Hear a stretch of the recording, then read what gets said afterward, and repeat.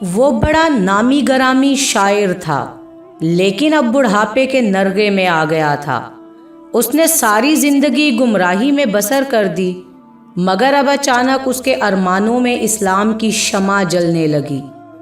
وہ یمامہ سے نکلا، نبی کریم صلی اللہ علیہ وآلہ وسلم سے ملاقات کے لیے چلا تاکہ اسلام قبول کر لے۔ اس نے اپنی سواری کا رخ مکہ کی طرف موڑ دیا۔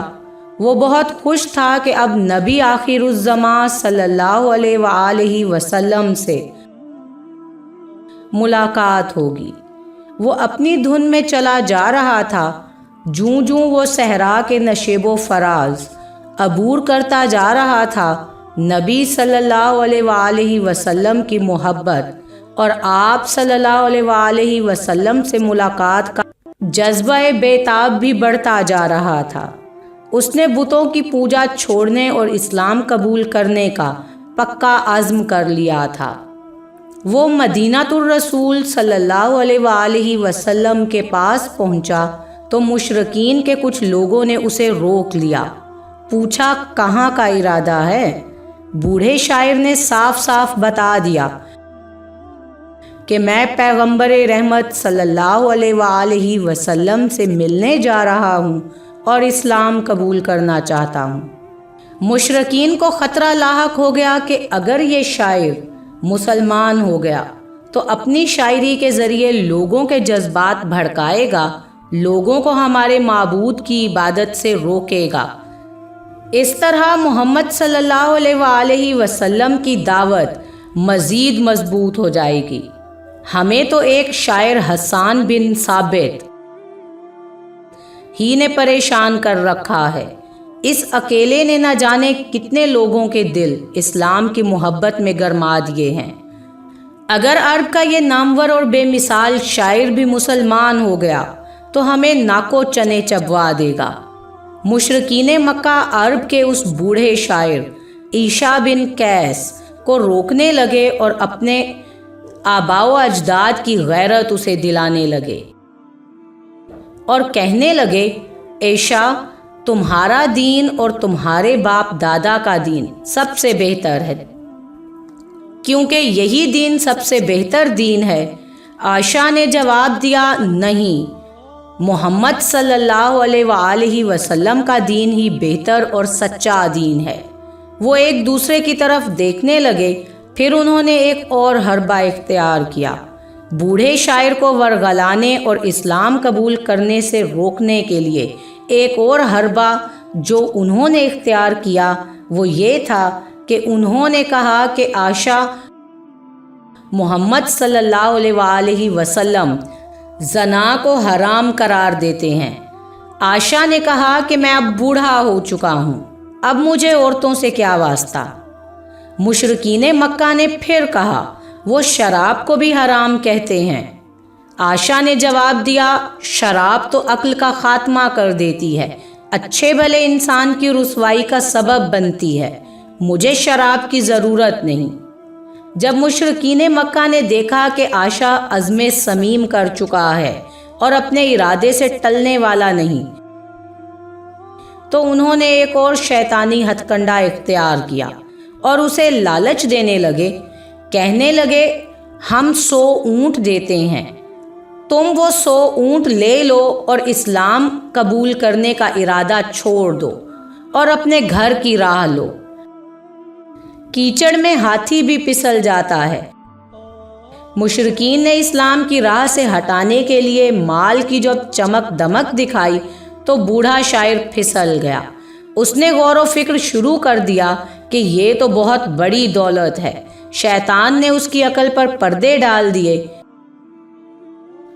عائشہ بن قیس نے مشرکین کی ہاں میں ہاں ملاتے ہوئے کہا، یہ تو تم نے بہت اچھی بات کہی، لاؤ میں تمہاری پیشکش قبول کرتا ہوں۔ انہوں نے 100 اونٹ اکٹھے کیے اور عائشہ کو دے دیے۔ وہ 100 اونٹ لے کر حالت کفر میں ہی اپنے گھر کی طرف چل دیا۔ اونٹوں کا ریوڑ ہنکائے لیے جا رہا تھا اور بڑا خوش تھا۔ دل ہی دل میں سوچ رہا تھا کہ میں نے شاعری کے ذریعے سے بڑی دولت جمع کی ہے، اب میں بڑا مالدار ہو گیا ہوں۔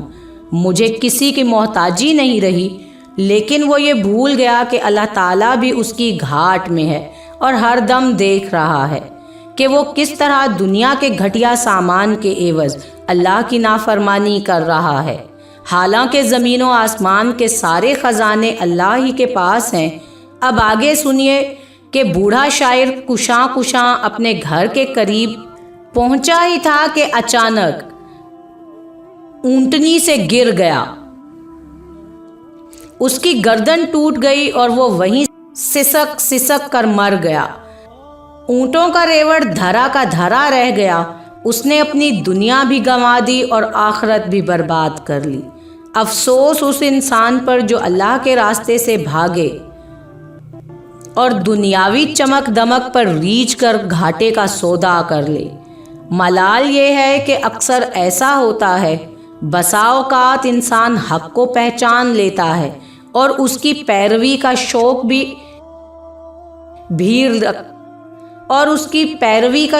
بھی رکھتا ہے، لیکن اس دنیا فانی کے عارضی فائدے کی خاطر دھوکے میں آ جاتا ہے اور اپنے رب کی نافرمانی پر اٹا رہتا ہے۔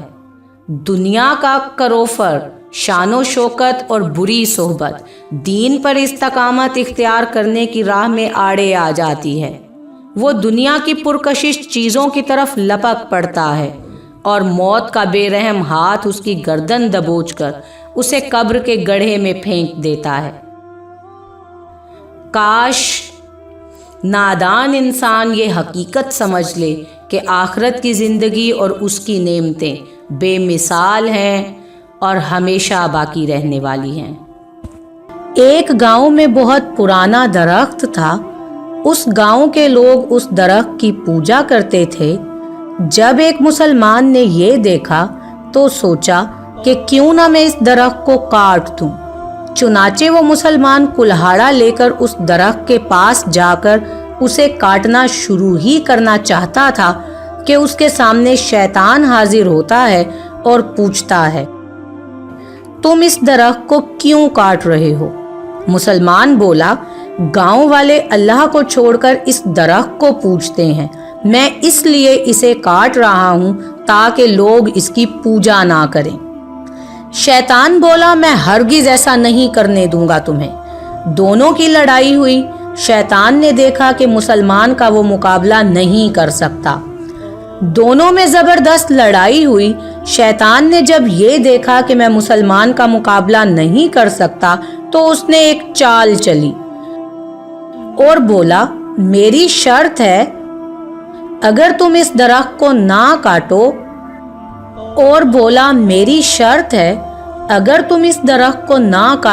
تو میں تمہارے تکیے کے نیچے روزانہ پیسے رکھا کروں گا۔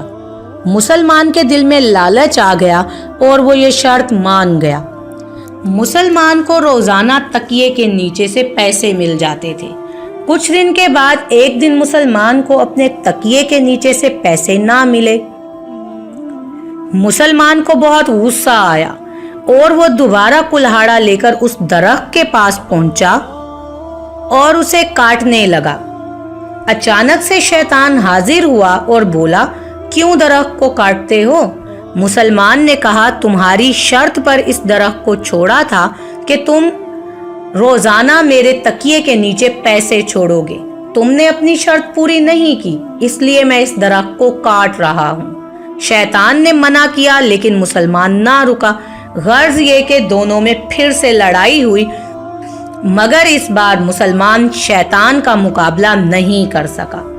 شیطان نے کہا، پہلی مرتبہ میں تمہارا مقابلہ اس لیے نہیں کر سکا تھا کہ تم رب کی رضا کے لیے درخت کو کاٹنے آئے تھے، اور اب تم میرا مقابلہ اس لیے نہیں کر سکتے کیونکہ تم رب کی رضا کو چھوڑ کر پیسوں کے لیے لڑنے آئے ہو۔